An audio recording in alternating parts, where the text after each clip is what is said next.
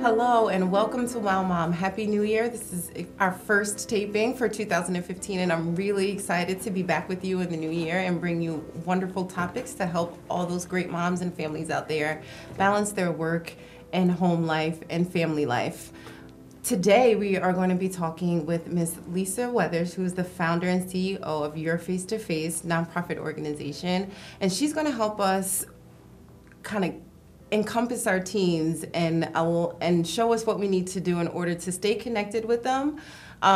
For moms that might be having a little bit of a challenge with connecting and that behavior might be coming out in their behavior of their teenagers, she's going to give us some tips and let us know what she does and the programs that she offers that allows us to kind of reconnect with our teenagers. So without further ado, here is Miss Lisa Weathers. Hello, Lisa. Hi. Thank you so much for joining us here on the Wow Mom Show.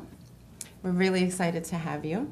Let's start. In today's world and the society is totally different than even maybe 10 or 15 years ago. There's so many different influences and pressures that our young people, our youth, teenagers, even preteens around 10, 11, 12 are kind of like at the cusp with social media and bullying. How does your organization, Your Face to Face, how do you help and help the children embrace those things? Just tell us a little bit about your organization and what your focus is. Well, Your Face to Face has been in existence since 2006. Okay. And what we do is we have different programs that we implemented for young people at risk. So when you're looking at risk can be all of our children Right. at risk. Right. So we provide programs at different places to be able to help our children with social development. You have kids that have bullying prevention. So we try to work on things that our kids did, and there's nothing new under the sun, because when we were growing up, we experienced those things as well. But however, now it's a hard task for our children. They have been traumatized from some things, and even in their household. So what we do, we try to come up with different exercise to help them to know that they are someone. You don't have to be intimidated by anyone. Right. You're wonderful and you're beautiful and you're fearfully made. So you can stand up to the bully. We know there's bullies. Yes. There exist. Yes. But how do we actually avoid the bullying as far as can I stand up to a bully, or do I have to run around, or do I have to hide? You don't have to hide. We're there for you. We'll teach you different tactics. We'll tell you who do you confide in, and let them know that we're there for them. Right. So, and that's so important to be there for young people when they're going through hardship. What made you start to what made you decide to create this organization for the youth? Well, what started me, I started working in the Juvenile Detention Center in 1998. Okay. And I had a passion for youth. I had a passion, didn't understand why they came in until you really understand that passion began to grow. And I'm like, wow, this is something that I want to do. I want to develop a program that I can be able to help and make an impact, a safe hazing place for our young people. Right. And you're looking for a safe hazing place for them. You want them to feel that they're relaxed and they can be able to confide in you. And you want to show your love to them, but then you want to have a listening ear. Right. We always have the answers as a mom, and we always know, but we really have to really search ourselves and say, wait a minute, I need to listen more as opposed of talking. Right. So I found that this was very important to implement this program to make a difference in our young people. Like, everybody has a program. Right. But my program is different because I give just all of me. And then I provide different programs to fit their needs. Yes. So give us some examples of the program. You mentioned bullying, and I think that's really important because, as you said, it is something that kind of has existed from when, I want to say from Adam, but it has gone on for such a long time. But I feel like it's different now in this generation, in this speck of time, because it's almost like a mob mentality, because you have video phones, you have social media, and it's not just, the group of kids maybe following you home. Now it's, posted online for millions of people to see, and it's shared a million times, and it's just circling and circling and circling, and it's not something, I don't want to say that was private, but it's not as contained as it used to be. Like now your whole world is like the stage. So give us some examples of some programming that you offer, your program offers, that can help if there's some parent out there that might be struggling with that and kind of needs some extra help.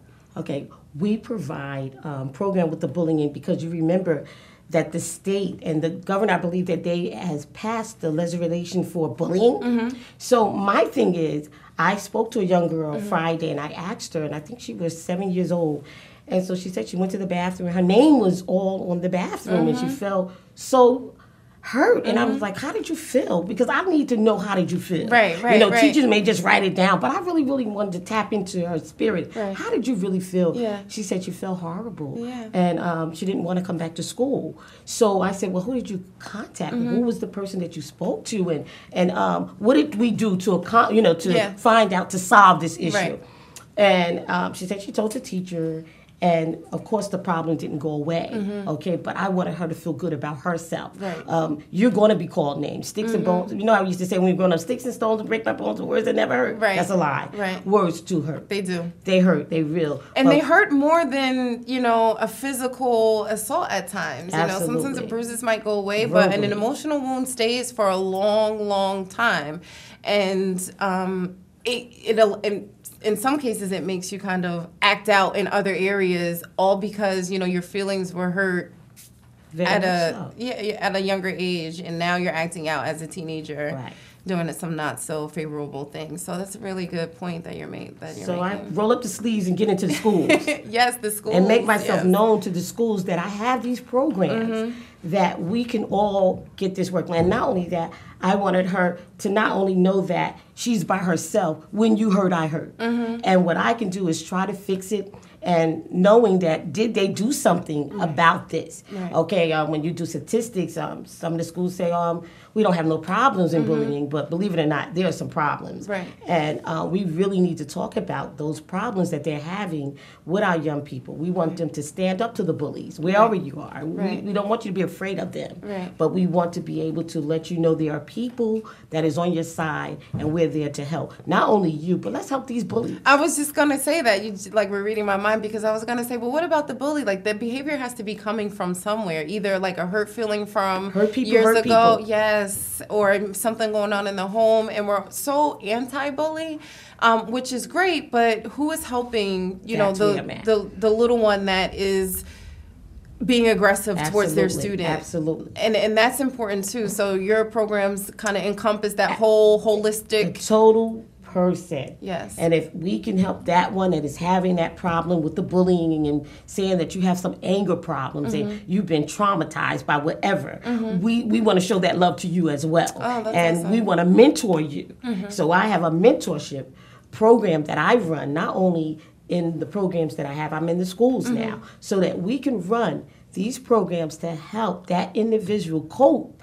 Because there are some other things. It could be a lot of things going on why that child act like that. Right. So he has been traumatized, maybe because of the family, maybe because father and mom is not together. But we have to look deep into that and get some help. Yes. I can't do it all, but there are other places that we can send those individuals to get help. And that's really important, because you don't want to leave them out. The victim, yes, is an important factor, but in order for the behavior to stop, because when one victim stands up, they're going to find another one, right? Because when one person defends themselves, they're like, I can't mess with them anymore, let me go over to this one who kind of looks weak. So it is really important to kind of stop the cycle with addressing the root of the problem, which leads me now to, is there any programs in the home for parents that maybe are identifying problems with their kids, or when you get to the root and you find out, okay, well, this is the problem because whatever is going on at home? Do you then have programs that help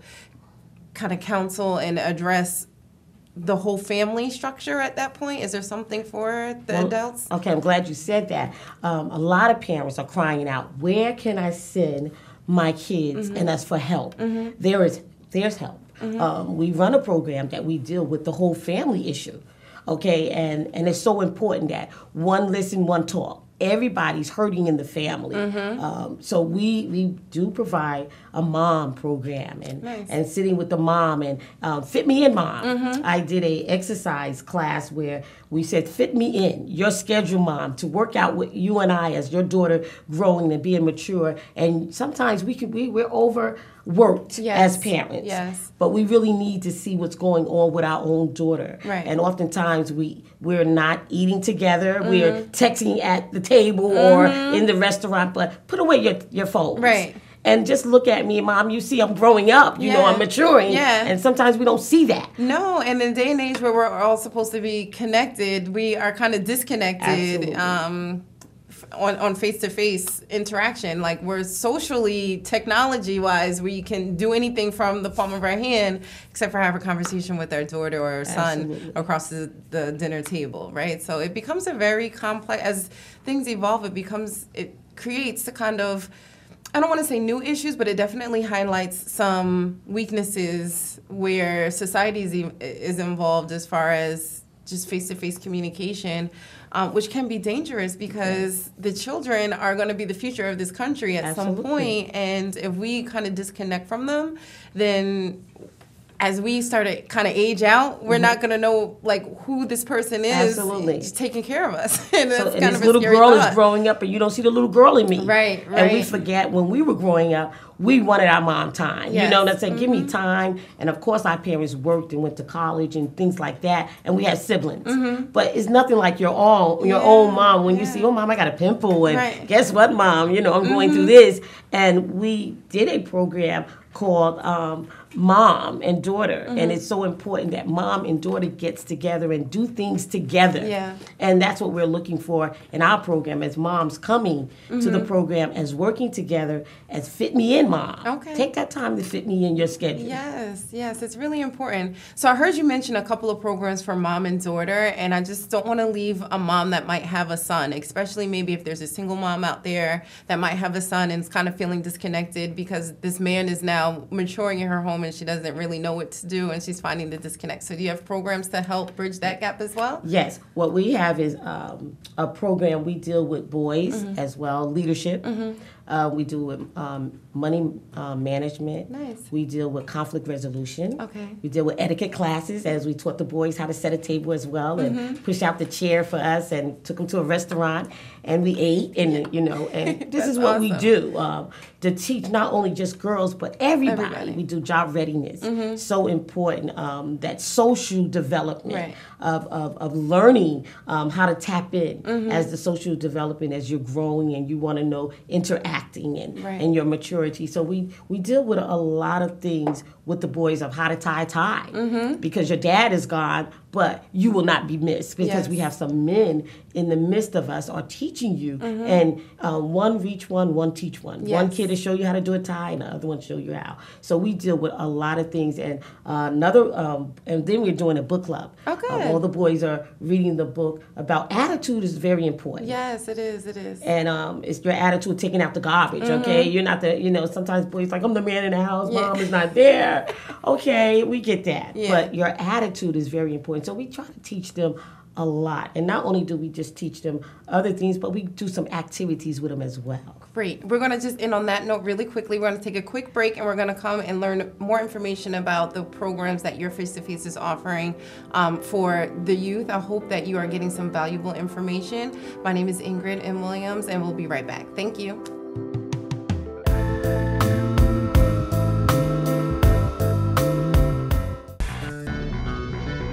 Television is a powerful and influential medium that allows different groups the opportunity to produce programming that directly affects their own communities.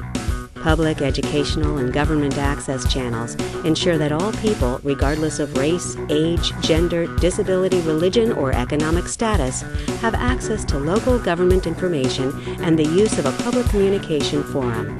Make sure everyone has a voice. Support your local PEG channels.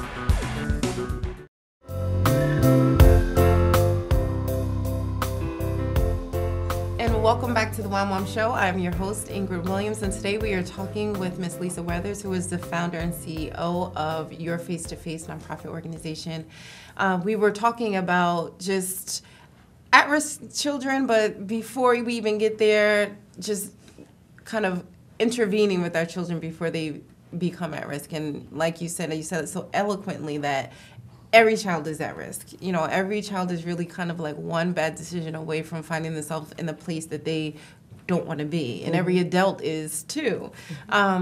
So before we left for the break, we were kind of going over the different programs that you have for the children themselves, for the parents to help them, and you said that you were in the schools, so I wanted to see how you're looping the teachers in, because a lot of the incidents happen at school. You know, they don't happen at home in your living room. They don't happen, you know, when you're with your mom. They happen during that 7 or 8 hour stretch that you are in the confines of your school building trying to get your education. So how are you helping and undergirding the administrators and teachers to handle these types of behaviors when they arise? Well, first of all, I salute every teacher. Yes, please, thank God for teachers. I salute every teacher, and I know at the end of the day, they are exhausted. Yes. Of course, they don't get the support that they really need. Yeah. So you're face-to-face again, facing your trauma, facing your problems, whatever. We bring a program, Release Your Stress, and we bring it to all the teachers and the schools that would like us to come in to actually come in and do a release yourself activity, right? So no children around, just you and my facilitators, okay? Nice. And my massage therapist. Oh, yes.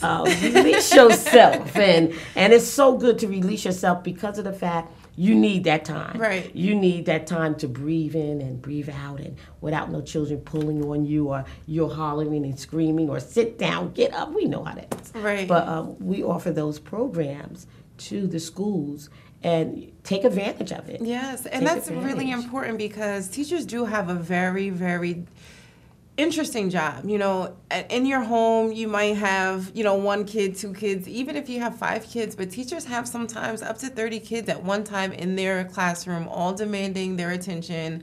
And your goal is to make sure that they're coming out educated, and you're addressing the children as a whole, but also have to identify the specific needs of this kid and what you need to do in order to break through so that they're learning, and that has to be like an exhausting job, because parenting, even, you know, 1 or 5 of them in the house is an exhausting job to make sure that everyone's needs are met and everyone's fed, and, you know, all those different things. So you're totally smack on with the fact that teachers do need an environment where they can kind of release and de-stress and just position and condition their minds to the job and the tasks that they have as far as the educational futures of our children. And I guess just like any other, you know, parent or parental figure, you know, you have to be whole in order to really support and undergird the children in the classroom. So if you have teachers that are, and we oftentimes forget that teachers have personal lives, right? We forget that they may have households and their own children and their own set of issues and problems, and they may not have a release either. Right. And so now they're, you know, coming and addressing our children maybe a little broken, right? So that is an awesome service that you offer as far as allowing them to de-stress and, you know, tap into their emotional side, and body, mind, and spirit. Yes, and kind of get a little massage all at the same, and release some tension all at the same time, because I think sometimes that we forget, and there's so much pressure on the teachers now with like standardized testing and all these different matrices. You know, it's like they have to meet. Bent, but not broken. Yes. You could be bent and not broken. So, and that's the part of being bent but not broken, but you're stretched. Yes. You know, very thin. Frustrated and everything. And then by the time you go home,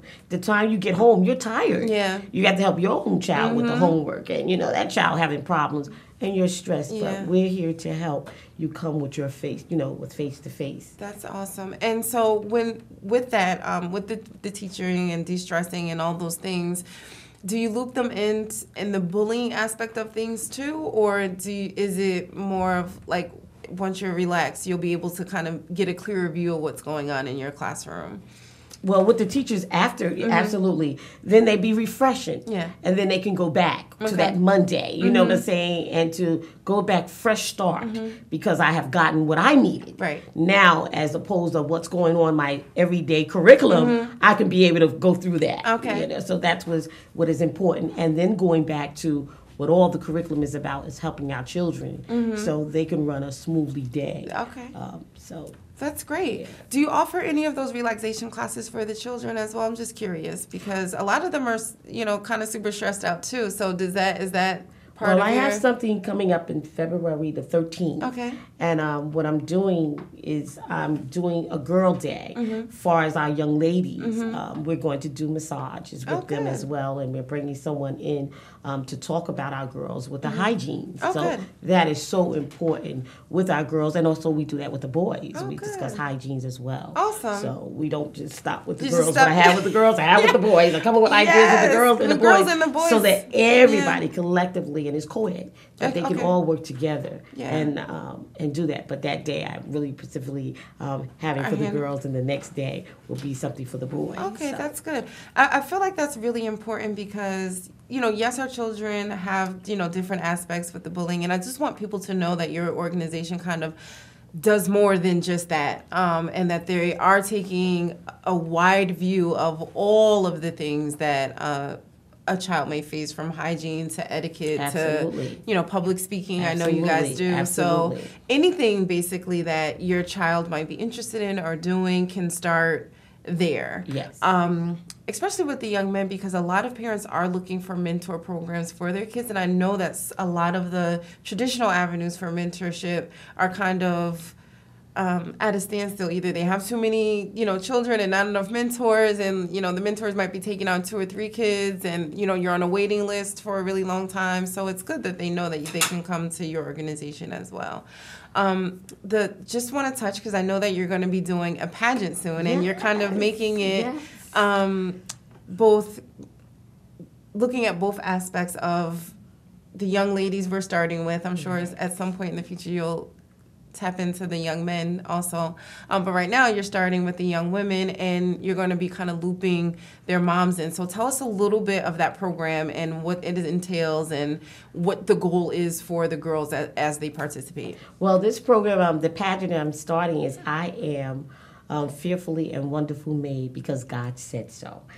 Pageant, and I'm looking forward to this pageant. It's building up a young girl's self-esteem, whether you're fat or whether you light, dark, whatever. It's building you up to knowing that you are part of us. Yes. And the pageant, we're looking so excited for the pageant. They'll be doing public speaking before they actually go in front of everybody with their gowns on.